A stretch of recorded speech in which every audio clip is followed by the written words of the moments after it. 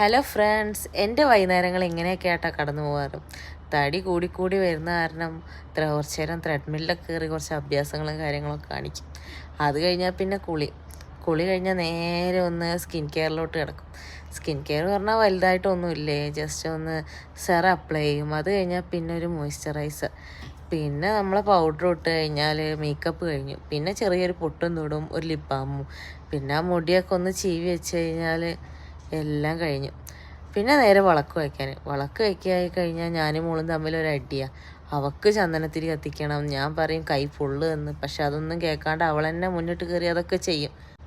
വിളക്കൊക്കെ വെച്ച് കഴിഞ്ഞാൽ അവളുടെ മുടി കാര്യങ്ങളൊക്കെ ഒന്ന് കെട്ടിക്കൊടുക്കും. വൈകുന്നേരം ആയിക്കഴിഞ്ഞാൽ പിന്നെ അതൊക്കെ ചെയ്യണല്ലോ. പണ്ട് നമ്മളെ അമ്മമാരൊക്കെ ചെയ്യുന്നതല്ലേ, അപ്പം അത് ഞാനും അങ്ങ് ഫോളോ അപ്പ് ചെയ്യുന്നു.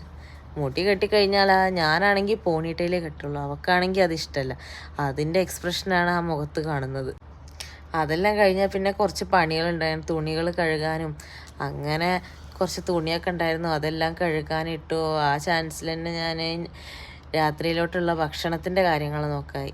രാത്രി ഞാൻ മൈദദോശയും സോയാബീൻ കറി വെക്കുന്നത്. അപ്പോൾ ആ തുണി ഇടുന്ന സമയം കൊണ്ട് തന്നെ ഞാൻ സോയാബീന് വെള്ളത്തിലിട്ടുണ്ടായിരുന്നു.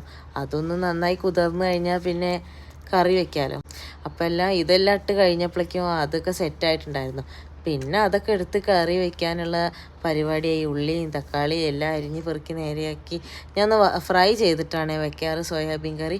അതെല്ലാം കഴിഞ്ഞു. പെട്ടെന്ന് നോക്കിയപ്പോൾ അതെല്ലാം പെട്ടെന്ന് തീർന്നായിരുന്നു.